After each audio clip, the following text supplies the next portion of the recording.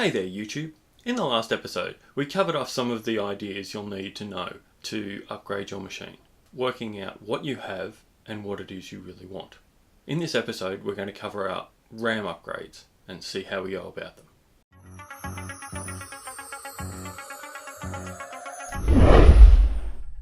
If your machine's running sluggishly, especially when it's got multiple programs open, often not enough RAM is a problem. We saw last week that for basic home office use, a machine needs at least 4 gig of RAM, 8's really good, and 16 is great.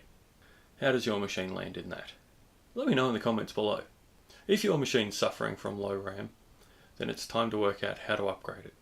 I like a particular piece of software called CPU-Z, and you can find a link to it up above here. Or you could just Google it. One of the things this program does is gives you a detailed description of exactly what's in your machine in a fairly clear and concise app. On the download page, I like to go for the zip version, the 64-bit. Everybody should be running 64-bit Windows by now. It'll take a few minutes to download once you click the download now button. Once the download's complete, double click on the zip file to open it up. Because this user isn't an administrative user, when I double click on the CPU Z64, I then have to extract all and go through the process of extracting the file, then right clicking on it and run as administrator. Then the usual box pops up asking me to put in my username and password, which you can't see. Once the file starts running, it collects all of the information about your computer and displays it here. There's some interesting info here, but the first tab we want to look at is the memory tab. This gives you an overall showing of how much RAM you've got. But the real detail is in the SPD tab, which shows you slot by slot how much RAM you have in each slot of the machine. In the case of this machine, we have 4 gig in the first slot, 2 gig in the second slot, 4 gig in the third slot, and 2 gig in the fourth slot, so that they're in alternating pairs. 4 gig, 2 gig, 4 gig, 2 gig, giving a total of 12 gig of RAM. I use this machine for editing this very video, so it really could do with a little bit more. How do we get more RAM? The best way is to head over to your local PC shop. I use National Computer Supplies, a computer retailer that's in my local area that does a great job and have looked after me for years. If I go to main and then the DRAM module section, I can look at all of the RAM modules they have. And what I've done is I've added, in this case, the 4 gig DDR3 and the 8 gig DDR3 module into a comparison sheet so that you can see the two side by side. So in this case, $45 odd for a 4 gig stick, or nearly $80 for an 8 gig stick. Gives me some real options for upgrading. I have 4 slots and I have 4 existing sticks of RAM, so I'm going to have to get rid of 2. So I'll get rid of the 2 smallest ones, the 2 DDR3 4 gig modules in slots 2 and 4. I have the option to either replace those with a pair of 4 gig sticks or a pair of 8 gig sticks. A pair of 4 will give me a total of 16, a pair of 8 will give me a total of 24. It just depends on how much money I want to spend. Firstly, I need to work out exactly what sort of RAM I need. Is this a desktop or a laptop? If it's a desktop, it's going to be full-size RAM. If it's a laptop, it's going to be a SODIMM. For more information on SODIMMs, see the earlier episode where I pulled apart a laptop, linked up here. Once I know the physical size of the module, we need to work out what type it is. Is it DDR2, DDR3, or even DDR4?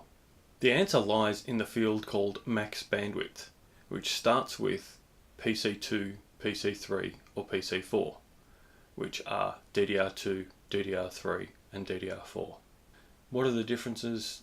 The technical differences are really not relevant to somebody who just wants to fix it. But basically, the higher the number, the faster the RAM, but you need the RAM that's the same as the RAM you've got to fit in the motherboard that you've got. They're not interchangeable. And they're actually physically different components with a different spaced notch in the middle. So once we know the type, now we're interested in the speed.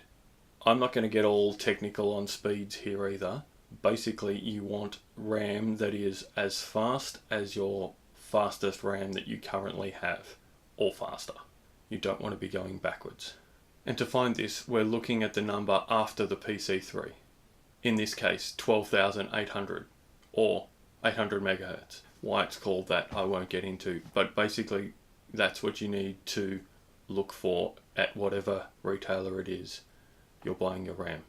I would simply replace the letters PC with the initials DDR. So in this case, I would be looking for DDR3-12800. And if you put that into your favorite online retailer like Amazon or eBay, you'll get hundreds of results coming up with new and used memory modules that are the right physical size, physical dimensions, and speed for your PC. Now, I do like to buy from the local computer shop simply because if there is a problem, and it does happen, it's much easier to take it back, and I also tend to get it sooner rather than waiting for it to arrive in the post. That said, you could possibly save a bit of money if you're buying it online, but you do take some risks.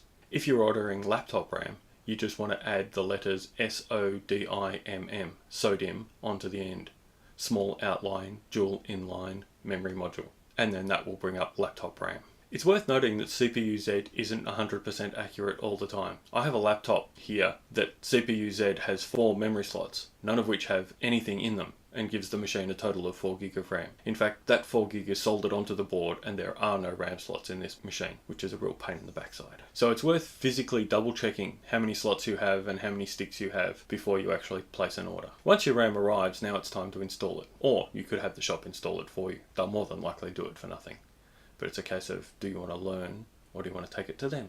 In my tour inside a desktop PC linked up here, you can see the process I went through of popping the RAM out, and all you have to do is then pop the new ones in. Simple as that.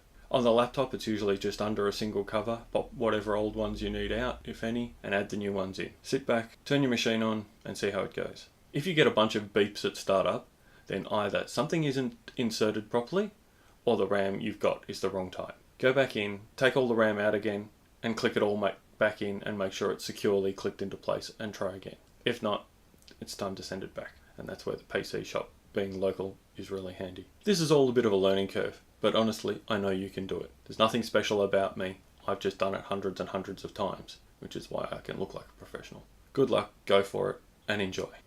Thank you so much for watching.